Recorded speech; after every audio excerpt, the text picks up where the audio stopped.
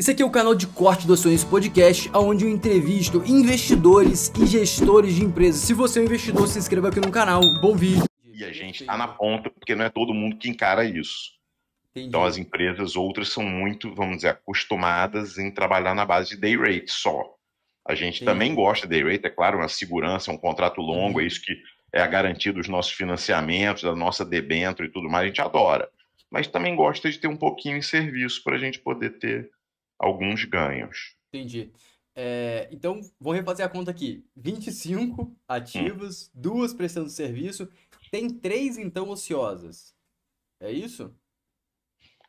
Ó, hoje em dia, ocioso, sim, a gente tem o diamante, o topázio e o pequenininho, que é o Norte 2, que foi o primeiro barco que a gente comprou. Que, na verdade, ele antes tinha um trabalho de batedor de navio sísmico. Hoje em dia, a gente está pensando o que vai fazer com ele, possivelmente fazer um projeto de inovação para navio destripulado. A gente já fez um barco destripulado, né, unmanned, com um parceiro norueguês nosso chamado Maritime Robotics. A Petrobras está interessadíssima nisso por questões de segurança. Ele é um barquinho pequeno que a gente chama de daughter craft, é um barco filho, que fica em cima do barco grande, ele é jogado na água e ele puxa a outra ponta da barreira de contenção de óleo. Então, todo barco de contenção de óleo tem um barquinho filho desse, só que esse barquinho vai com gente lá dentro. E sujeito a acidentes e tudo mais, é uma pessoa em risco num barquinho pequeno de 10 metros no meio do mar. Então a gente, há muito tempo, sei lá, mais de 5 anos, a gente está com esse projeto de fazer um navio desse destripulado, um barquinho desse destripulado. Deu certo, fizemos, já testamos, já estamos em fase de homologação na Marinha para ela aprovar um barco sem nenhum tripulante, não é tão trivial assim. Isso no mundo é uma inovação, então a gente está nesse trabalho.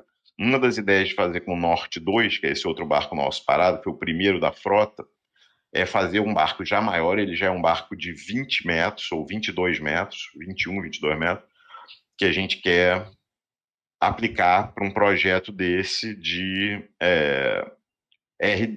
pesquisa e desenvolvimento, com verbas da ANP e contrapartida nossa, para a gente fazer um projeto desse tipo. Na linha da descarbonização, que é um barco desse para aquisição de dados oceanográficos, por exemplo, gasta muito menos combustível do que um navio de 90 metros, com 40 pessoas dentro. Se eu conseguir botar esse barco com ninguém dentro, ele pilotado aqui de terra, coletando as amostras, eu estou fazendo uma economia de emissões muito grande e de dinheiro também, e margens e tudo mais. Entendi. Vamos agora falar um pouco mais de números. Tem algumas perguntas aqui, eu vou passar algumas perguntas que as pessoas fizeram aqui, que eu acho que são perguntas interessantes. Primeiro, antes de entrar nos números, como vocês se veem daqui a 5 anos?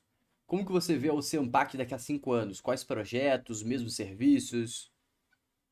Pessoal, lembrando de curtir a live aí, a gente tá com 78 pessoas online. Curtam a live aí, que tá faltando gente curtir ainda. E podem fazer suas perguntas, que agora chegou a hora das perguntas, que eu vou apertar o homem aqui. Pois é. Ó, eu acho que daqui a 5 anos a gente deve estar muito bem posicionado no mercado de óleo e gás, né, que é o nosso principal mercado, com toda essa frota, esses equipamentos, esses investimentos que a gente fez, atuando full, né?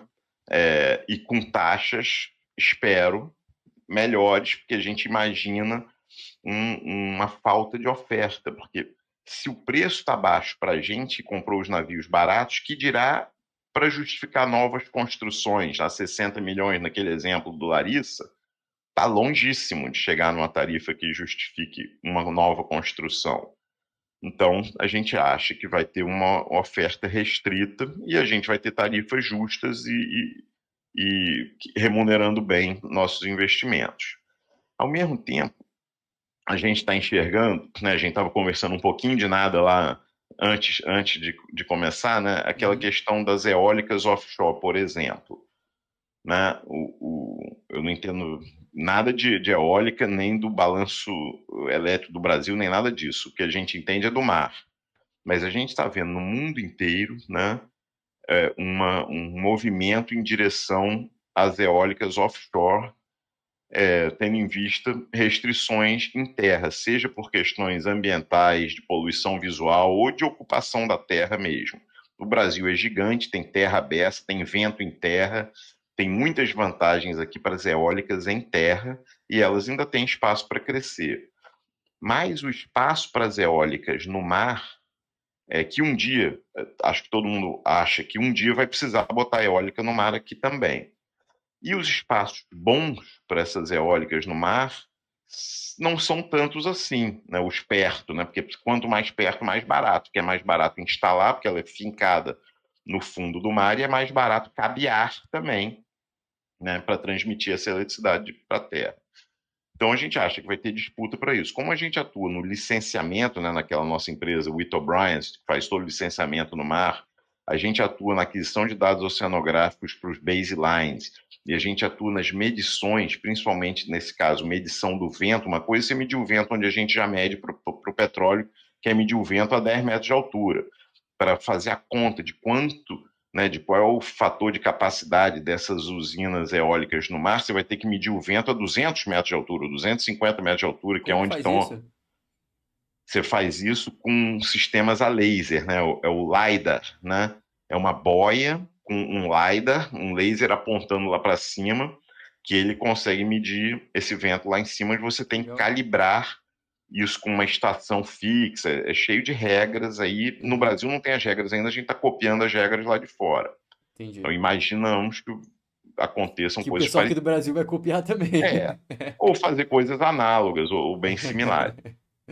E a gente imagina também que, pelo menos aqui no Sudeste, né, Espírito Santo e Rio, a gente deva ter que ficar medindo esse vento por, no mínimo, 2 anos. Porque tem muita variação, com El Niño, com não sei o quê. Com um ano, você vê que um ano venta de um jeito, no outro ano já não é tão igual, é diferente do Nordeste, que é mais constante. Deixa eu só fazer um asterisco aqui, só para o pessoal entender a relevância disso. Que todo mundo deve estar pensando assim, mas a gente tem muita terra para colocar eólica, tem muita terra. Energia limpa demanda muito mais operação do que uma hidrelétrica da vida. Qual que é a visão que ele me explicou aqui antes de começar, que eu me surpreendi? Pensa que já está mapeado e já se sabe todos os locais que podem colocar eólicas, que podem ter operação, já fizeram essa conta e já sabem que o momento vai ter que ir para o mar. Já tem isso meio que calculado. E eles já viram lá fora, o que aconteceu lá fora? Eles fizeram o mesmo cálculo, viu que a terra lotou e o pessoal foi para o mar, e as áreas que eram melhores no mar começaram a ter uma mega disputa e ficaram muito caras. O que o pessoal está fazendo aqui no Brasil? Pô, terra já tá caro, porque todo mundo já tá fazendo isso. O que o pessoal tá pensando? Já vou reservar meu lugar no mar. Então, quando tiver licitação, quando tiver que... Você tinha dito que tem alguns... Não sei quantos projetos para aprovação já, né, no mar. Então, tipo, já tem gente querendo deixar sua bandeirinha lá para marcar o espaço. Então, para você fazer isso, você precisa de um projeto. Quem que vai fazer esse projeto? A Ocean Pact, correto? Então, é meio que isso que as empresas estão pensando. E para isso ele vai ter que remunerar o Ocean Pact para lá 2 anos com laser medindo o vento, por exemplo, para conseguir fazer essa operação em algum momento. Então é um negócio que eu acredito que não deve ter muita empresa olhando, porque eu não acho que é um negócio tão trilhardário, um negócio que vai render tanto, mas também não é tão pequeno. Então é um meio do caminho que só faz sentido para alguém que já tem uma operação e cria um braço para fazer isso. Você ter uma operação só disso, eu acho que não deve ser tão rentável. Agora eu te dar espaço só para elucidar todo mundo. Pode continuar.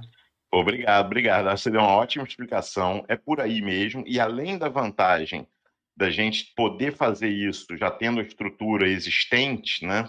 Tem a vantagem adicional da gente acompanhar de perto os projetos, porque na fase seguinte tem muito dinheiro envolvido, sim. Claro que na hora de botar uma boia e um navio medindo batimetria, não tem grandes dinheiros nisso.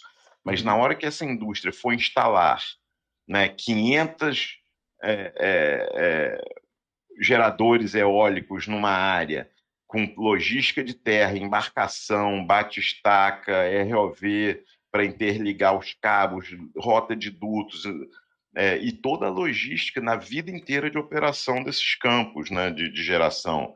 Cada gerador desse tem que ter uma manutenção. Então, lá na Europa, né, no Mar do Norte, já tem navios especializados, que foram navios que eram do petróleo, que foram adaptados. Eles têm conceitos diferentes de tipo de profissional. Enquanto o cara do petróleo estava acostumado a andar numa cestinha pendurada num guindaste para ir do navio para a plataforma, agora como o mundo se modernizou, a segurança é um requisito enorme para todo mundo, tudo está mudando, a indústria eólica já está nascendo nesse outro patamar. Então, os navios que apoiam a eólica têm um conceito de walk to work.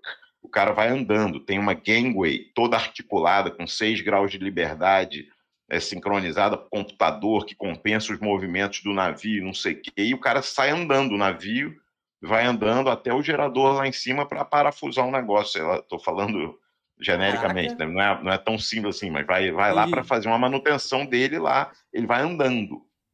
Então, e o petróleo já está usando essas gangways também, mas não tanto, não com tanta abrangência como a eólica. Então, a gente acha que vai ter muito trabalho com valor grande, sim, no futuro, se isso acontecer no Brasil. Mas o que eu estava falando é isso. Se vai acontecer ou não tenho certeza nem de quando, mas que hoje em dia já tem 35 projetos na fila de licenciamento lá no IBAMA, e o governo está estudando um decreto, o legislativo tem 2 projetos de lei, alguma coisa vai acontecer daqui a pouco.